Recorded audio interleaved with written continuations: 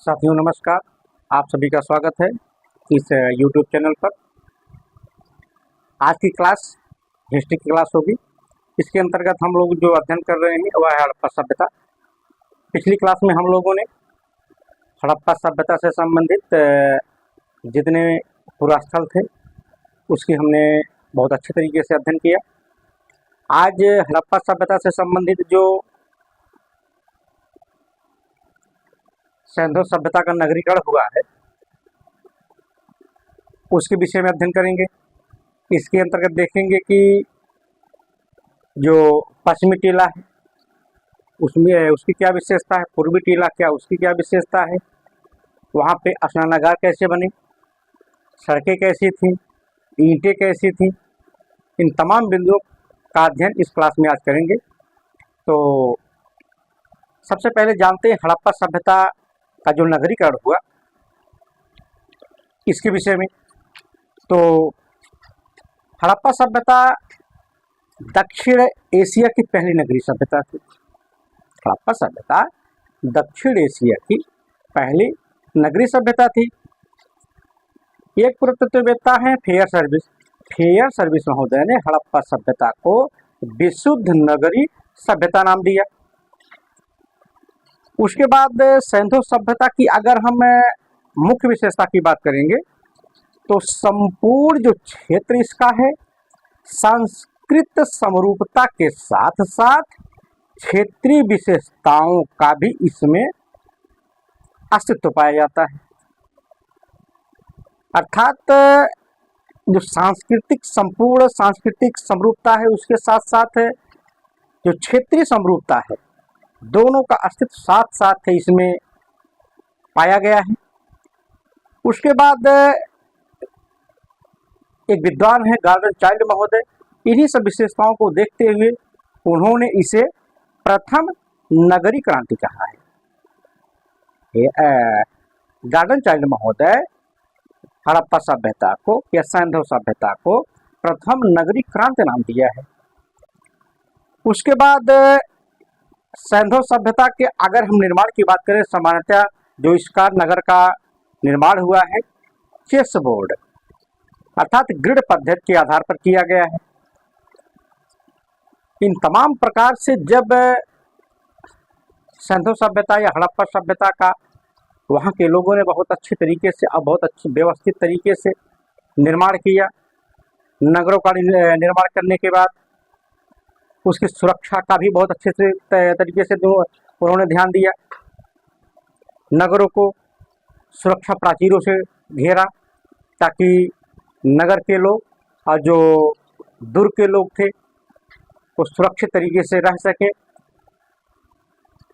उसके बाद हड़प्पाई लोगों ने जो स्नान करने के लिए स्नानागार बनाए उसको बहुत व्यवस्थित तरीके से उन्होंने बनाया। उतरने के लिए उसमें सीढ़ियां बनाई,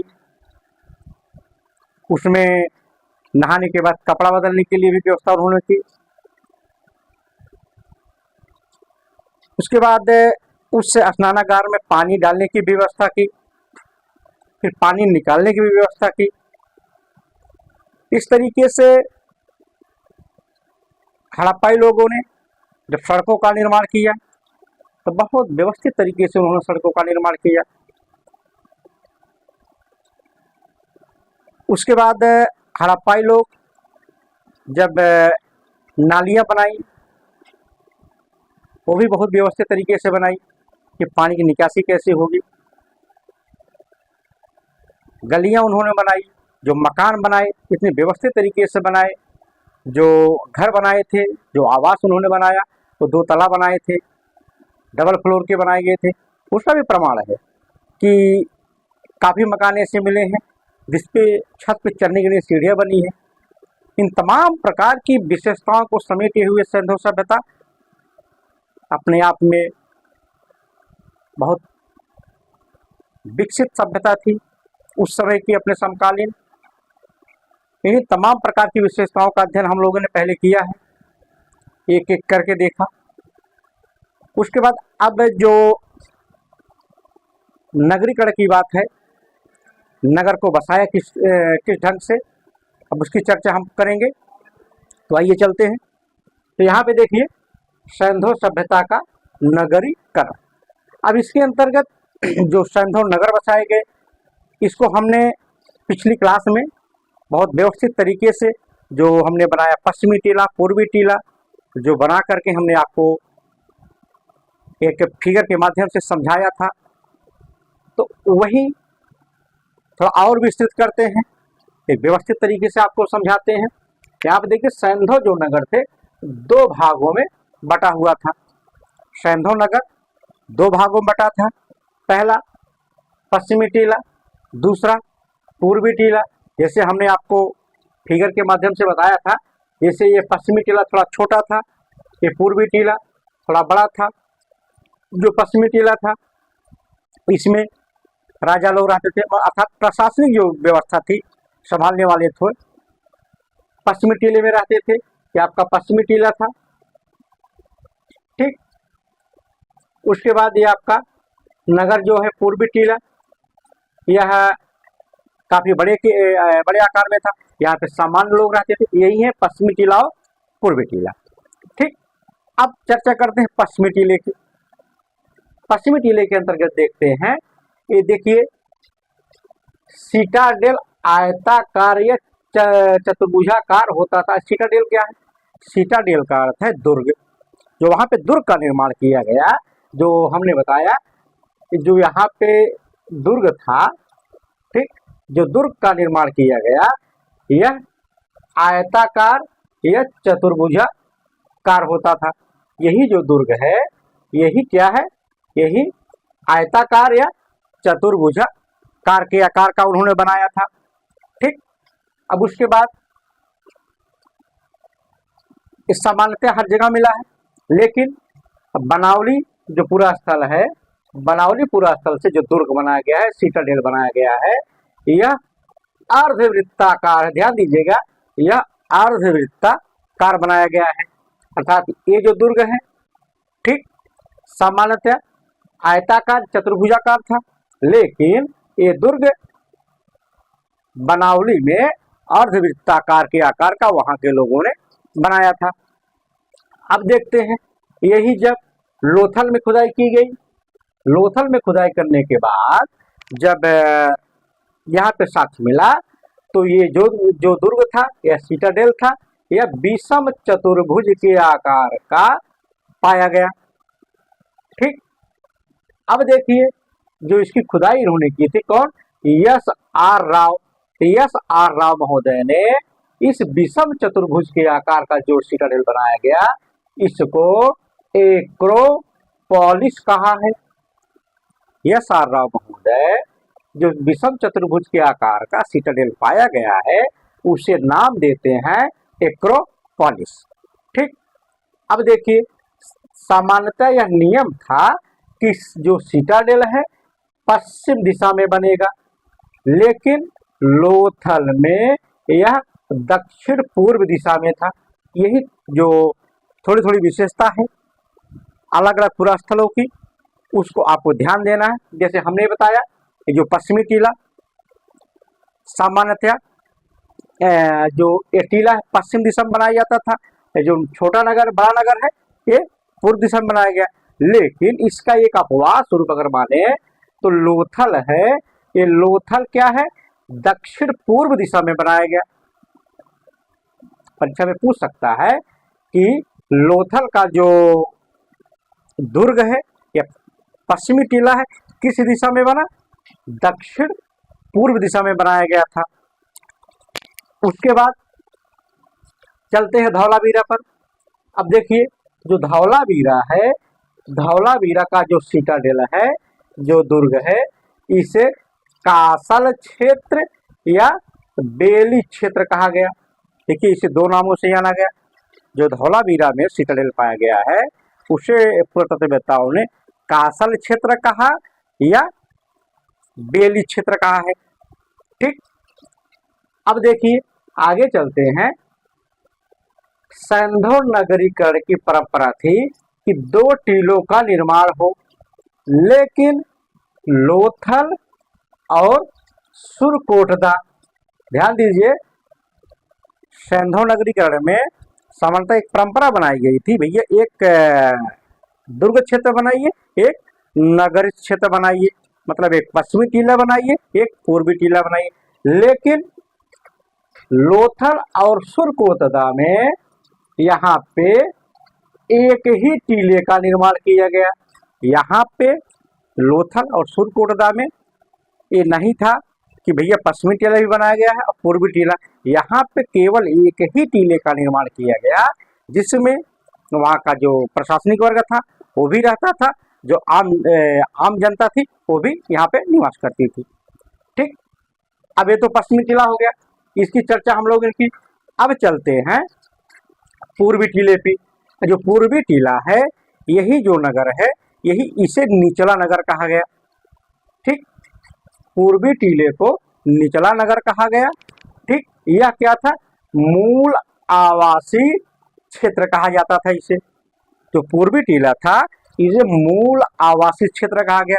इसे मूल आवासीय क्षेत्र इसलिए कहा गया क्योंकि इस क्षेत्र में विशेष जो आम जनमानस था, आम जनता थी, इसी पर निवास करती थी। जैसे किसान रहे होंगे, शिल्पकार रहे होंगे, उसके बाद सैनिक जो थे, ये तमाम प्रकार की जो जनता थी, इसी पूर्वी टीले में जो निचला टीला था, इसी पे जो निचला नगर था, इसी पूर्वी टीले पर आम जनमानस रहती थी। ठीक, अब चलते हैं अगले बिंदु पर। अगले बिंदु में है कि कालीबंगा से पश्चिमी टीला और पूर्वी टीले के अलावा एक तीसरा टीला भी मिला है। ध्यान दीजिए, कालीबंगा जब उसकी खुदाई हुई तो यहाँ पे एक पश्चिमी टीला मिला, उसके बाद एक पूर्वी टीला मिला, इसके अलावा एक तीसरा टीला भी मिला है, जहां से अग्निकुंड का साक्ष्य पाया गया है। ध्यान दीजिए, जैसे सामान्यतः दो टीले मिले, एक पश्चिमी टीला अब एक पूर्वी टीला, लेकिन कालीबंगा जब इसकी खुदाई हुई, यहाँ पे पश्चिमी टीला भी मिला और पूर्वी टीला भी मिला, लेकिन इसके अलावा एक दूसरा टीला भी मिला है, जहां उसकी जब खुदाई की गई वहां से अग्निकुंड का साक्ष्य मिलता है। ठीक, अब देखिए, कालीबंगा का दुर्ग निचला दोनों क्षेत्र रक्षा प्राचीर से घिरा था। जो कालीबंगा है, इसका दुर्ग क्षेत्र और निचला जो नगर था, जो पूर्वी टीला था, दोनों क्षेत्र रक्षा प्राचीरों से घिरा हुआ था। ठीक, अब चलते हैं आगे। देखिए, मोहनजोदड़ो, हड़प्पा और कालीबंगा। ध्यान दीजिए, मोहनजोदड़ो, हड़प्पा और कालीबंगा की जो नगर योजना थी, एक जैसी थी। ध्यान दीजिएगा, हड़प्पा, मोहनजोदड़ो और कालीबंगा, यहाँ पे जो नगर बनाए गए थे, जो नगर बनाने की योजना थी, वह एक समान थी। ठीक, दुर्ग का द्विभागीकरण कालीबंगा से मिलता है। अब देखिए, यहाँ पे जो दुर्ग है, कालीबंगा की अपनी एक अलग विशेषता पाई गई कि जो दुर्ग है, इसको दो भागों में बांटकर बनाया गया था। ठीक, अब चलते हैं अगले बिंदु पर। अगले बिंदु में की है कि लोथल और सुरकोटदा से अलग अलग टीले नहीं मिले हैं। ध्यान दीजिए, लोथल और सुरकोटदा में अलग अलग टीले नहीं मिले हैं।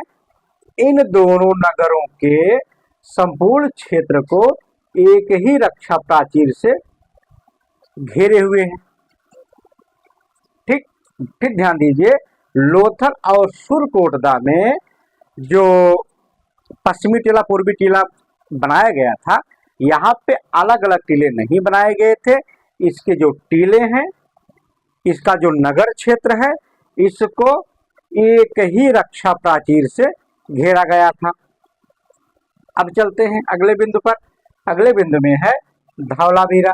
धौलावीरा का जो दुर्ग क्षेत्र है, जिसके चारों ओर दीवारें बनाई गई थी, उसके बीच में प्रवेश द्वार बना था। धौलावीरा जो उसका पश्चिमी टीला था, जो दुर्ग क्षेत्र था, जो रक्षा प्राचीर बनाए गए थे, उसमें प्रवेश करने के लिए जो दीवारें बनाई गई थी उसके बीच में रास्ता बनाया गया था ताकि लोग उससे अंदर प्रवेश कर सके। अब चलते हैं अगले बिंदु पर। तब देखते हैं धौलावीरा जो दुर्ग क्षेत्र है, ठीक, मध्यम नगर और नगर, 3 क्षेत्रों में बटा है। जो धौलावीरा नगर क्षेत्र है, खुदाई जब उसकी की गई तो पाया गया कि धौलावीरा 3 क्षेत्रों में बटा हुआ है। पहला दुर्ग क्षेत्र, दूसरा मध्यम नगर क्षेत्र, तीसरा नगर क्षेत्र, अर्थात धौलावीरा 3 क्षेत्रों में बटा हुआ था।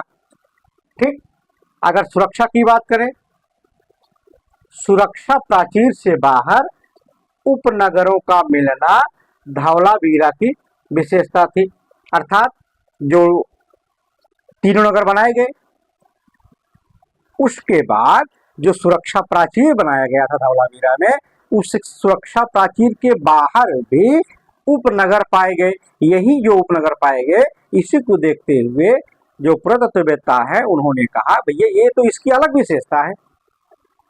और जगह जो नगर पाए गए या फिर उपनगर पाए गए वो सब सुरक्षा प्राचीर के अंदर थे, लेकिन धौलावीरा में कुछ ऐसा साक्ष्य मिला है जिससे पुरातत्ववेत्ताओं ने, इतिहासकारों ने अनुमान लगाया कि यहाँ पे जो कुछ उपनगर बनाए गए हैं यह सुरक्षा प्राचीर से बाहर बनाए गए हैं।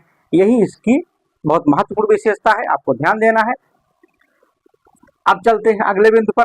अगला बिंदु देखिए, ये भी बहुत महत्वपूर्ण है, परीक्षा में अक्सर पूछा जाता है कि चहुदड़ो और अल्लाहदीनो ये 2 ऐसे पुरस्थल हैं, 2 ऐसे नगर हैं जिसमें कोई भी किलेबंदी नहीं की गई थी। अर्थात चहुदड़ो और अल्लाहदीनो 2 ऐसे नगर हड़प्पा कालीन हैं जिसको किसी भी तरीके से, किसी भी प्रकार का कोई रक्षा प्राचीर उससे नहीं बनाया गया था। अर्थात हम कह सकते हैं कि वहाँ के जो आम जनता थी, जो लोग थे, जो प्रशासन था, अपनी सुरक्षा के लिए कोई भी रक्षा प्राचीर या कोई भी दीवार नहीं बनाई थी। ठीक, अब चलते हैं अगले बिंदु पर, बनावली की बात करते हैं। बनावली का जो सिटाडेल है या दुर्ग है, इसके चारों तरफ अतिरिक्त सुरक्षा प्राचीर व चारों तरफ खोदी गई खाई के प्रमाण मिले हैं। आप ध्यान दीजिए, यहाँ पे बनावली की बात करें तो बनावली में क्या है, जो दुर्ग बनाया गया है, जो सिटाडेल है, इसकी जो सुरक्षा प्राचीर है इसमें एक अलग तरीके की सुरक्षा प्राचीर बनाई गई है। ठीक, ध्यान दीजिए, बनावली में जो सुरक्षा प्राचीर बनाई गई थी उसके अतिरिक्त भी यहाँ पे एक अलग सुरक्षा प्राचीर बनाई गई। सुरक्षा प्राचीर के बाद बनावली में जैसे ये सुरक्षा प्राचीर दीवार खड़ी कर दी गई। यहाँ पे जब दीवार खड़ी कर दी गई तो उन्होंने क्या किया, बगल में खाई भी बना दी। जब खाई बना दी उन्होंने इसलिए बनाया होगा ताकि जब कोई आक्रमणकारी आए आक्रमण करने के लिए, इस खाई उसे रोक सके। अगर जब खाई बनाई होगी तो वहाँ पे गड्ढे भी बनाए रहे होंगे। इस तरीके से जो बनावली है, इसका जो सिटाडेल है या दुर्ग क्षेत्र है,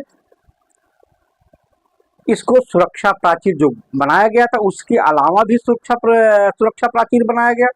उसके बाद सुरक्षा प्राचीर बना करके उस नगर को और सुरक्षित करने के लिए वहां पे सुरक्षा प्राचीर के बगल में अतिरिक्त खाई बनाई गई, ऊंची सी खाई बनाई गई।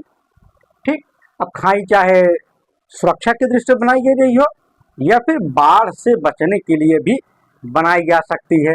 ठीक, अब चलते हैं अगले बिंदु पर। अब देखिए, यहाँ पे जो नगर है और दुर्ग एक ही रक्षा प्राचीर से घिरा है। अर्थात अब बात करें बनावली जो है, इनमें जो दुर्ग क्षेत्र है और नगर क्षेत्र अर्थात जो पश्चिमी टीला है और पूर्वी टीला है, दोनों टीला एक ही रक्षा प्राचीर से घिरा हुआ है। अब देखिए, जैसे ये दोनों है, ठीक, ये दोनों क्षेत्र पश्चिमी पूर्वी टीला, ये दोनों एक ही रक्षा प्राचीर से घिरा हुआ था। ठीक, अब बात कर लेते हैं हड़प्पा की। अगर हम हड़प्पा की बात करेंगे, हड़प्पा का जो सिटाडेल है यह दुर्ग है, यह आयताकार बना हुआ था। ध्यान दीजिए, हड़प्पा का जो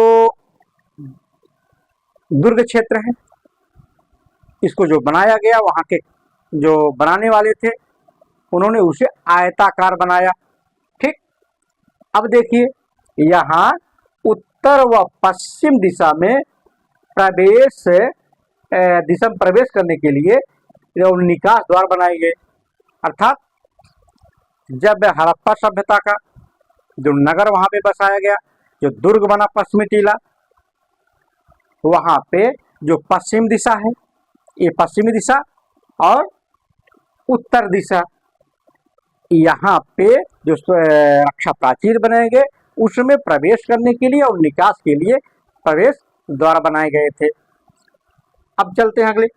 हड़प्पा के सभी घरों से शौचालय का साक्ष्य मिलता है। बहुत ध्यान दीजिएगा, हड़प्पा की जब खुदाई की गई, पुरातत्ववेत्ताओं ने पाया कि हड़प्पा के लोग अपने आवास में शौचालय की भी व्यवस्था करते थे। ठीक, अब देखिए शौचालय की बात हो गई, तो शौचालय जब वहां पे बना, फिर और जब उसकी खुदाई हुई पुरातत्ववेत्ताओं को, उन्होंने पाया कि हड़प्पा में श्रमिक आवास भी बनाए गए थे।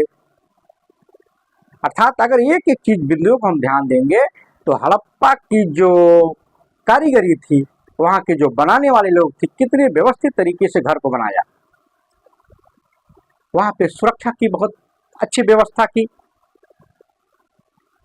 सुरक्षा के बाद देखिए यहाँ पे जो घर बनाए, शौचालय की व्यवस्था की घर के अंदर। उसके बाद हड़प्पा के जो आवास बने, उसमें पाया गया कि यहाँ पे श्रमिक आवास भी रहे होंगे, उसकी बनावट के आधार पर पाया गया। इस तमाम प्रकार की विशेषताओं को समेटे हुए अपने आप में हड़प्पा सभ्यता आज विश्व की समकालीन बहुत बेहतरीन सभ्यताओं में से एक है। अब चलते हैं अगले बिंदु पर। अगले में चर्चा करेंगे मोहनजोदड़ो की। अब मोहनजोदड़ो देखिए, मोहनजोदड़ो का जो दुर्ग है, यहाँ पे ध्यान दीजिए, मोहनजोदड़ो का जो दुर्ग क्षेत्र है, सिटाडेल बनाया गया, यह कृत्रिम चबूतरे पर बना है। अर्थात हम बात करें जो हड़प्पा के लोग थे, उन्होंने क्या किया, एक मिट्टी का ऊंचा सा चबूतरा बना दिया, फिर उस पे ईंटों से निर्माण, कच्ची ईंटों का निर्माण करके उन्होंने जब अच्छे तरीके से पूरा बनाया, उसे मिट्टी और कच्ची ईंटों से एक टीला, तब उसी पे जाकर के ये पश्चिमी टीला या दुर्ग उसी पे बनाया। ठीक, जो नगर बनाया, अब देखिए यहाँ पे यह नगर 12 विशालकाय आयताकार खंडों में विभक्त था। ध्यान दीजिए यहाँ पे कितने व्यवस्थित तरीके से उन्होंने बसाया था कि ऊंचा चबूतरा बनाया, उस पे दुर्ग का निर्माण किया। और जब दुर्ग का उन्होंने निर्माण किया, तो जब खुदाई की गई तो पुरातत्ववेत्ताओं को लगा कि यह जो मोहनजोदड़ो है, इसके नगर क्षेत्र को 12 भागों में बांट करके बनाया गया था। ठीक, जब और इसकी खुदाई की गई तो वहां से कुंभकारों की बस्ती मिली। अर्थात जो मिट्टी के बर्तन बनाने वाले श्रमिक लोग थे, उसके आवास भी यहाँ पे मोहनजोदड़ो से मिलते हैं। अर्थात कुंभकारों की बस्ती कहाँ से मिली है, मोहनजोदड़ो से मिली है। अब देखिए, ये तो हो गई दुर्ग का निर्माण। ठीक, दुर्ग के निर्माण में कितनी व्यवस्थित तरीके से किया। अब आते हैं इसके आवास पे। जो आवासीय भवन बनाए गए थे मोहनजोदड़ो में, अब देखते हैं इसमें क्या है, पक्के जो ईंटें थी उसको पका करके मकानों को बनाया गया। अर्थात मकानों को, भवन को बनाने के लिए पक्की ईंटों का प्रयोग किया गया। अब देखिए यहाँ पे जो मकान थे 2 मंजिला होते थे। अर्थात मोहनजोदड़ो की जब खुदाई की गई तो पाया गया कि यहाँ पे जो मकान बनाए गए थे, यह 2 मंजिला बनाया गया था। जब 2 मंजिला बनाया गया, जब उसकी और खुदाई हुई तो उसमें क्या हुआ, छत पे चढ़ने के लिए सीढ़ियाँ भी बनाई गई थी। उसी सीढ़ियों के आधार पर पुरातत्ववेत्ताओं ने अनुमान लगाया कि यहाँ पे जो भवन थे वह 2 मंजिला बनाए जाते थे। अब देखिए, ये तो हो गया 2 मंजिला भवन। अब जब इस भवन बन गया, अब भवन को जो उसकी फर्श थी उसको पक्की ईंटों से निर्मित किया गया, जैसे आज बनाया जाता है घर की फर्श। उसी तरीके से मोहनजोदड़ो के जो लोग थे उन्होंने अपने घर को व्यवस्थित बनाने के लिए जो फर्श थी उसे पक्की ईंटों से बनाए थे। ठीक, अब इतना होने के बाद ध्यान दीजिए, जो छत इन्होंने बनाया वह घास फूस डाल करके बनाया। घास फूस डाल करके जब छत को बनाया, उसके बाद क्या किया, उस पर जब घास फूस डाल दिए उस पर, उसके बाद मिट्टी को उस घास फूस के ऊपर खूब अच्छे तरीके से लीप करके बहुत मजबूत तरीके से बनाया। जैसे आज देखते हैं गांव में जब कच्चे घर जो जिनके पास होंगे उनको पता होगा कि जो घर होगा लगभग हर घर में एक ऐसी सतह बनाई जाती है जिस पे सामान रख दिया जाता है। उसी तरीके से मोहनजोदड़ो में भी जब घर बनाया गया तो घर को बनाने के बाद उसकी जो छत बनाई गई वो घास फूस से ढकी गई। अब घास फूस को और मजबूत बनाने के लिए खूब अच्छी तरीके से मिट्टी से उससे मोटी तरीके से लीप दिया गया ताकि घर बहुत मजबूत हो सके। अब देखते हैं, ये तो घास फूस से छत बना दिया गया। अब देखते हैं जो उसकी खिड़कियां बनाई गई, खिड़की गलियों की ओर खुलती थी। अब ध्यान दीजिए, हड़प्पा में मोहनजोदड़ो की जो खिड़की बनाई गई वह गली की तरफ खुलती थी, अर्थात जो मेन सड़क है उस तरफ मोहनजोदड़ो की जो आवास थे उसकी जो खिड़कियां थी वह सड़क की तरफ न खुल करके गली की तरफ खुला करती थी। ठीक, अब बात कर लेते हैं कालीबंगा की। जो कालीबंगा है बहुत महत्वपूर्ण विशेषता है, बहुत बार परीक्षा में पूछा गया है, ध्यान दीजिएगा। कालीबंगा जो है, यहाँ पे जब खुदाई की गई, यहाँ पे जो मकान मिला है, मकान के निर्माण में देखा गया कि यहाँ पे मकान के निर्माण में कच्ची ईंटों का प्रयोग किया गया। ध्यान दीजिए, परीक्षा में पूछा जाता है कौन सा ऐसा संध्योकालीन पूर्व स्थल है जहाँ पे मकान को बनाने के लिए या फिर आवास को बनाने के लिए कच्ची ईंटों का प्रयोग किया गया, तो वह है कालीबंगा। ठीक, अर्थात कालीबंगा का आवास बनाने के लिए वहां के लोगों ने कच्ची ईंटों का प्रयोग किया। अब आते हैं लोथल पे। लोथल की जब खुदाई की गई तो यहाँ पे देखा गया जो खिड़कियां हैं यह सड़कों की तरफ खुला करती थी। अब यहाँ पे आपको देखना है, जो मोहनजोदड़ो है उसकी जो आवास की खिड़की थी वह गली की तरफ खुलती थी, लेकिन यही लोथल में यहाँ पे कुछ उल्टा है। यहाँ पे क्या है, जो खिड़की थी या दरवाजा था वह सड़क की तरफ खुला करती थी। ये परीक्षा में पूछा जाता है कौन सा ऐसा संध्योकालीन या हड़प्पा कालीन पूर्व स्थल है जहाँ पे आवास का जो खिड़की थी वह सड़क की तरफ खुला करती थी, तो वह है लोथल। अब आते हैं फिर मोहनजोदड़ो पर। मोहनजोदड़ो की फिर चर्चा करते हैं। यहाँ पे खुदाई के दौरान 27 कमरों का भवन मिला है। ध्यान दीजिए, मोहनजोदड़ो की जब खुदाई की गई तो वहां पे 27 कमरों का भवन मिला है। जो ये बड़ा सा भवन मिला है उसमें एक आंगन भी मिला है। ध्यान दीजिए, मोहनजोदड़ो की जब खुदाई की गई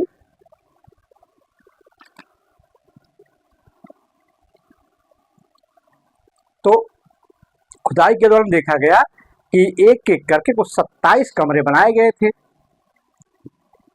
और जब जब उसकी और खुदाई की गई तो वहां पे देखा गया कि यहाँ पे एक आंगन भी बनाया गया है। अर्थात देखेंगे तो इस तरीके से इसका भवन बनाया गया रहा होगा। ठीक, ये प्रवेश द्वार रहा होगा। इसी में 27 कमरे बने थे, फिर यहाँ पे एक आंगन बनाया गया था। अब चलते हैं बनावली की बात कर लेते हैं। बनावली के अंतर्गत देखेंगे मकान में बैठक और स्नानागार भी शामिल था। अब यहाँ की विशेषता देख लीजिए, गजब की है। बनावली में जब खुदाई की, यहाँ मकान में पाया गया कि भैया एक गेस्ट रूम बनाया गया, अर्थात एक बैठने के लिए लोगों को सामान्य तरीके से एक बैठक रूम बनाया गया। उसके बाद घर के अंदर स्नानागार भी बनाया गया था। कहाँ पे? बनावली में। अब चलते हैं, हमने आवास की चर्चा की। आवास के अंतर्गत हमने देखा मोहनजोदड़ो में किस तरीके से आवास बने, कालीबंगा में, लोथल और बनावली, इन जो पुरास्थल थे इसकी चर्चा की। अब आते हैं नालियां। हड़प्पा जो नगरी व्यवस्था थी, जो नगरी कड़का वहाँ के लोगों ने की, तो पानी की निकासी के लिए नालियां जो उन्होंने बनाई, अब उसकी चर्चा करते हैं। अब देखिए यहाँ पे जो नालियां बनी थी वो पक्की ईंटों से बनी थी। ध्यान दीजिए, मोहनजोदड़ो में जो नालियां बनाई गई थी वह पकी हुई ईंटों से बनाई गई थी। लेकिन अगर हम कालीबंगा की बात करेंगे, कालीबंगा की, तो वहां पे क्या है, लकड़ी की नाली का साक्ष्य मिला। ध्यान दीजिए, कालीबंगा से लकड़ी की नालियों को साक्ष्य मिला है। ध्यान दीजिए, कालीबंगा से लकड़ी की नाली का साक्ष्य मिला है। बहुत महत्वपूर्ण विशेषता है। जब उसकी खुदाई की गई तो वहां के तत्ववेत्ताओं को लगा कि जो कालीबंगा है, यहाँ पे जल निकासी के लिए ईंटों का प्रयोग नहीं किया गया है नाली बनाने के लिए। उन्होंने क्या किया, लकड़ी की नाली बना दी। ठीक, अब चलते हैं चौहदड़ों पे। चौहदड़ों की बात कर लेते हैं। तो यहाँ पे क्या है, मिट्टी की पकी नाली बनाई गई थी। यहाँ पे चौहदड़ों की जब खुदाई की गई, जो मिट्टी है उसको पका करके यहाँ पे नालियां बनाई गई थी। अब आगे देखते हैं, तो जब नालियां वहां पे बनाई गई तो नालियों को ढकने के लिए टोडा मेहराब का प्रयोग किया गया। ठीक, नालियों को ढकने के लिए जो नालियां बनाई गई थी, तो उसको ढकने के लिए भाई नाली बना दी गई। जैसे आज भी देखते हैं, जब नालियां बना दी गई उस पर ढकने के लिए कोई व्यवस्था होती है, वही यहाँ पे टोडा मेहराब का प्रयोग किया गया। अब देखिए, अगर हम सारा कैलकुलेट करें तो देखेंगे कि मोहनजोदड़ो जो है वहां पे जो स्नानागार बनाया गया, वहां पे जो जल निकासी की व्यवस्था थी वह सबसे बेहतरीन थी। ठीक, मोहनजोदड़ो पे जो नाली की व्यवस्था की गई, जो साफ सफाई की व्यवस्था की गई, वह बहुत ही बेहतरीन थी। ठीक है,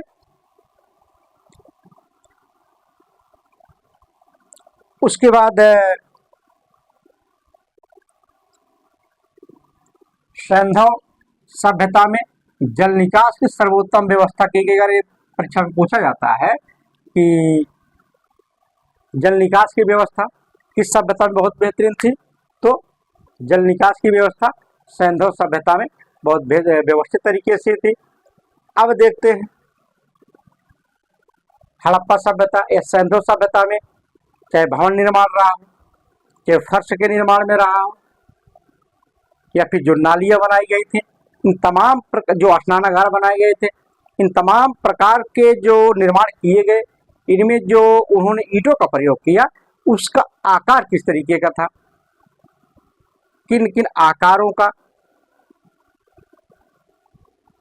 प्रयोग किया गया।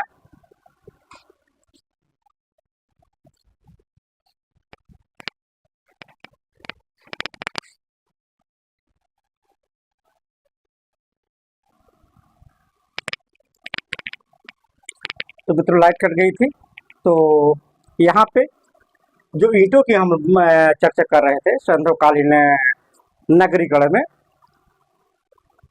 तो यहाँ पे देखिए जो सैंधव ईंट थी, जो एक सामान्यतः वहाँ पे जो ईंट बनाई गई थी वह चतुर्भुज के आकार की थी। ध्यान दीजिए, अगर परीक्षा में पूछा जाए सैंधवकालीन ईंटों का आकार किस प्रकार का था, तो चतुर्भुजाकार था।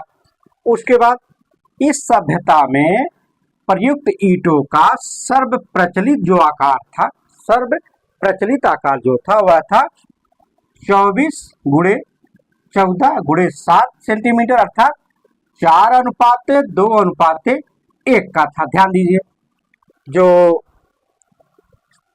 हड़प्पा कालीन जो नगरीकरण हुआ, वहां पे जो मकान बनाए गए, जो वहां पे मकान बनाने के लिए ईंटों का प्रयोग किया गया, जो सामान्यतया ईंटों का प्रयोग किया गया वह 28x14x7 सेंटीमीटर के आकार का था। अर्थात अगर अनुपात की बात करें 4:2:1 का अनुपात था। ठीक, लंबाई, चौड़ाई और मोटाई। अब चलते हैं, वही नगर के जो रक्षा प्राचीर बनाए गए थे, ये तो भवन निर्माण की थी।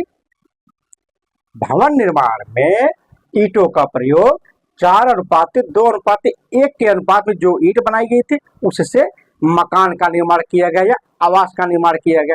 लेकिन हड़प्पा सभ्यता में जो रक्षा प्राचीर बनाए गए थे, जो सुरक्षा प्राचीर बनाए गए थे, इसे हम बाउंड्री कहेंगे, उसमें जो ईंटों का प्रयोग किया गया उसमें क्या था, 10x20x40 सेंटीमीटर का था।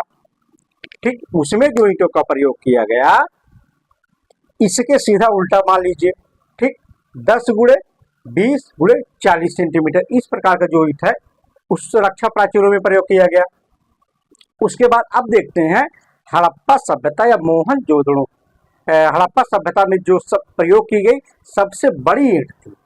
अर्थात मोहनजोदड़ो में जो जब खुदाई वहां पे की गई, देखा गया कि जो सबसे बड़ी ईंट थी उसकी अगर लंबाई की बात करें, सबसे बड़ी ईंट की बात करें मोहनजोदड़ो की, तो कितनी थी, ईंट का जो आकार था 51.43x26.27x6.35 सेंटीमीटर था।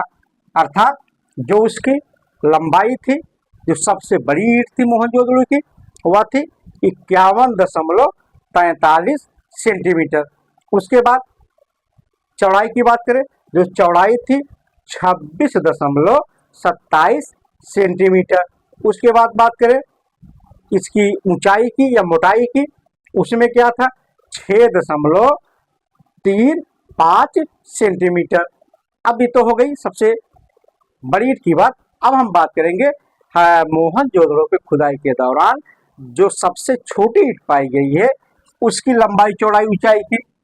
सबसे छोटी ईंट जो है उसका जो आकार था वह था 24.13 सेंटीमीटर, ये तो इसकी लंबाई हो गई। उसके बाद देखिए जो इसकी चौड़ाई थी 11.25 सेंटीमीटर। अब जो इसकी मोटाई थी या ऊंचाई थी वह था 5.08 सेंटीमीटर। अब देख लेते हैं फिर से एक बार, जो मोहनजोदड़ो में जो सबसे छोटी ईंट थी उसके आकार की बात कर लेते हैं, तो 24.13 सेंटीमीटर इसकी लंबाई थी, चौड़ाई 11.05 सेंटीमीटर इसकी चौड़ाई थी और 5.08 सेंटीमीटर इसकी मोटाई थी। अब ये तो हो गई मोहनजोदड़ो की। अब चलते हैं कालीबंगा पर। कालीबंगा जो प्राक हड़प्पाई चरण का जो यहाँ से साक्ष्य मिला है, तो यहाँ से जब खुदाई की गई प्राक हड़प्पाई चरण से, तो यहाँ पे जो ईंटें मिली हैं उसके ईंटों का जो आकार है 3:2:1 का था। ध्यान दीजिए, कालीबंगा की हड़प्पाई के तीनों चरणों का साक्ष्य मिला है। तो यहाँ पे जो पहला चरण उसका है, प्राक हड़प्पाई चरण जो उसका है, वहां से जो ईंट मिला है उस ईंट का जो आकार था 3:2:1 अर्थात 3 सेंटीमीटर। ठीक, लंबाई, फिर 2 चौड़ाई और 1 ऊंचाई। अब देखते हैं विकसित हड़प्पा में, जब विकसित हड़प्पा की बात की जाए, जब हड़प्पा सभ्यता अपने पूरे विकसित रूप में था, सबसे उच्चतम अवस्था में था, तो वहां पे जो ईंटों का प्रयोग किया गया उसका जो अनुपात था 4:2:1। ठीक, विकसित हड़प्पा में ईंटों का जो अनुपात था, तो ईंटों का प्रयोग किया गया 4:2:1 का था। अब देखते हैं, अब चलते हैं फिर कालीबंगा। कालीबंगा में खुदाई के दौरान जो वहां पे फर्श निर्माण किया गया है, जो पाया गया, फर्श निर्माण में अलंकृत ईंटों का प्रयोग किया गया। ध्यान दीजिए, कालीबंगा में फर्श निर्माण में वहां के लोगों ने अलंकृत ईंटों का प्रयोग किया है। अच्छा, तो वहां के लोग अगर बात करें, थोड़ा फैशनेबल रहे होंगे कि जो वहां पे फर्श उन्होंने बनाई वह अलंकृत ईंटों से बनाई थी। अब चलते हैं, चौहदड़ों की बात कर लेते हैं। ये बहुत बार पूछा गया है, ये जितने पॉइंट यहाँ पे हैं सब, एक भी पॉइंट आप छोड़ नहीं सकते हैं, सब बहुत ही महत्वपूर्ण है। अब देखिए, आप खुद देखते होंगे, जो ये भी है अलंकृत ईंटों का प्रयोग कालीबंगा से। अब देखिए, जो अगला है चौहदड़ों। चौहदड़ों में बहुत बार प्रश्न पूछा गया है कि कौन सा हड़प्पाई स्थल है जहां से वक्राकार ईंटों का साक्ष्य मिलता है। अब देखिए, चौहदड़ों से वक्राकार ईंटों का साक्ष्य मिला है। यहाँ पे जो निर्माण किया गया, चाहे मकान या फिर फर्श, चाहे जो रहा हो, वहां पे वक्राकार ईंटों का प्रयोग किया गया था। अब देखिए, जो ये तो हो गया ईंटों का आकार, प्रकार। ठीक, अब ईंटों की जो जुड़ाई की गई, जो वहां पे चिनाई की गई या जुड़ाई की गई, तो इंग्लिश ब्रांड पद्धति के आधार पर की गई।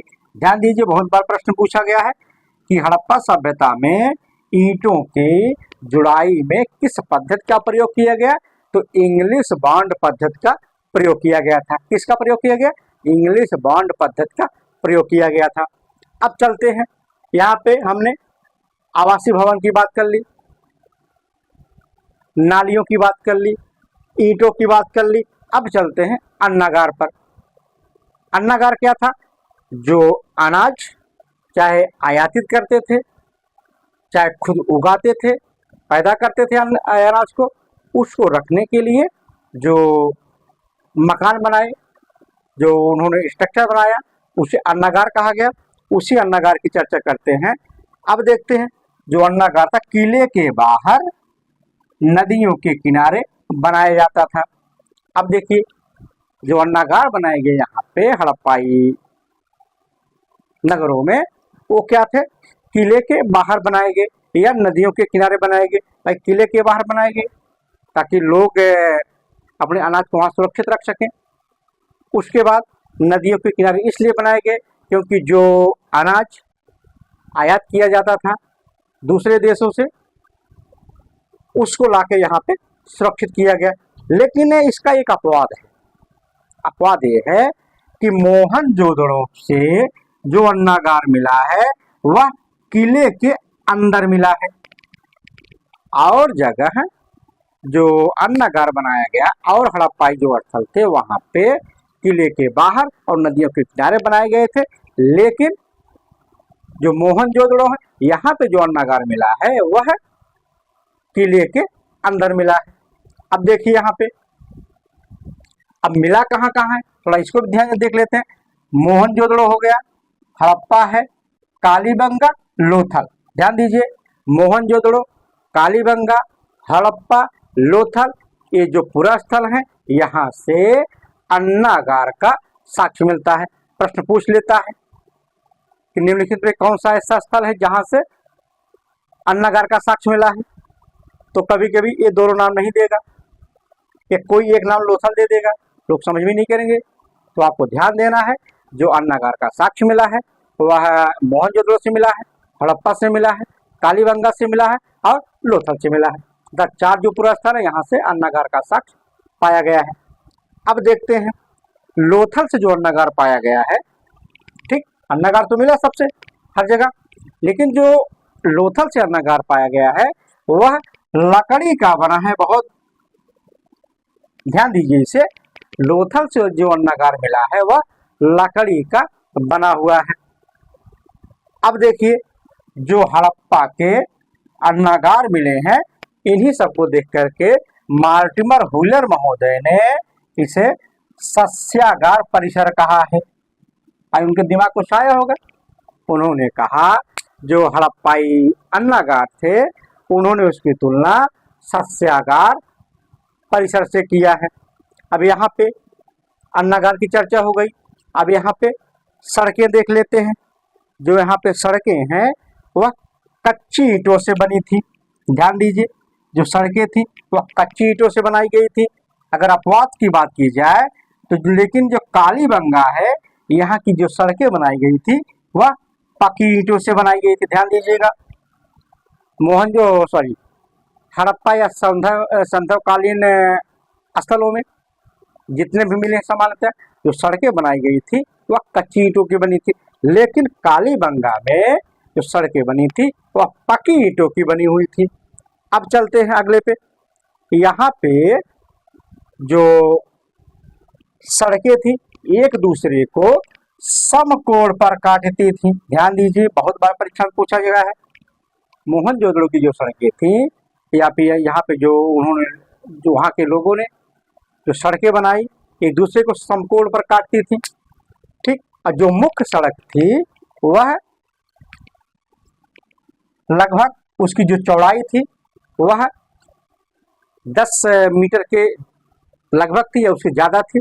उसी को, इसकी लंबाई को, इसकी चौड़ाई को देखते हुए तो इसे क्या कहा गया कि भैया यह राजपथ रहा होगा या मुख्य मार्ग रहा होगा, ठीक। 10 मीटर से अधिक इसकी चौड़ाई रही होगी। उसके बाद यहाँ पे ऐसे मकान मिले हैं जिसकी जो खिड़कियाँ थी वो सड़कों की तरफ खुलती थी। अब थोड़ा बात कर लेते हैं कि लोथल से जब लोथल की खुदाई की गई तो खुदाई में पाया गया कि यहाँ पे मुख्यतः 4 सड़कें बनाई गई थी। कितनी? 4 सड़कें बनाई गई थी। वहीं जब चौहदड़ों की खुदाई की गई वहाँ पे खुदाई के दौरान पुरातत्ववेत्ताओं को यह मिला कि यहाँ पे 3 सड़कें बनाई गई थी, ठीक। इस तरीके से जो सड़कें बनाई गई, सड़कों के बाद जो वहाँ पे उससे निकाली गई जो सड़कें थी जिसे सहायक सड़क कहा गया, उसकी अगर हम चौड़ाई की बात करें तो लगभग 3 मीटर थी। तो यहाँ पे जो राजपथ की बात की गई उसकी चौड़ाई लगभग 10 मीटर थी और जो वहाँ पे सहायक सड़क बनाई गई थी वह लगभग 3 मीटर थी। अब बात करते हैं मेहराब की। तो मेहराब क्या है? हड़प्पा से टोडा मेहराब मिला है। जैसे हमने चर्चा की, जो हड़प्पा है वहाँ से टोडा मेहराब मिला है। उसके बाद मोहनजोदड़ो के स्नानागार की जो नाली है उसके निर्माण में भी टोडा मेहराब का प्रयोग किया गया था। अब लोथल से जब खुदाई की गई, लोथल से गोल मेहराब का साक्ष्य मिलता है, ठीक। अर्थात बात करें हड़प्पा और मोहनजोदड़ो में जो मेहराब का साक्ष्य मिला है वह टोडा मेहराब का साक्ष्य मिला है। और जब लोथल की खुदाई की गई वहां से खुदाई के दौरान गोल मेहराब का साक्ष्य मिलता है। हालांकि ये जो उदाहरण हमने दिया है यह सिंधु सभ्यता में मुख्यतः जो दंतक मेहराब का प्रयोग यहाँ पे किया गया है, ठीक।